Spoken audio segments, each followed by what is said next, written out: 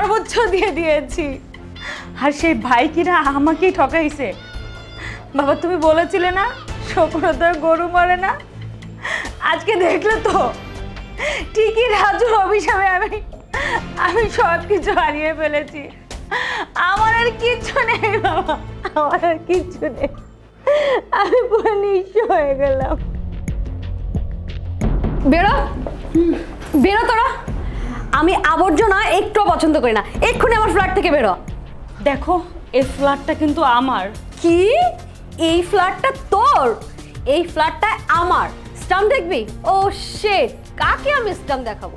এই তোদের স্টাম্প দেখে আমার কি লাভ? আমি বলছি এক্ষুনি আমার চোখের সামনে বিদায় হ, বিদায় হ, যা। বৌমা, আমি একজন বয়স্ক মানুষ, আমি তোমার শ্বশুর। একদম চুপ।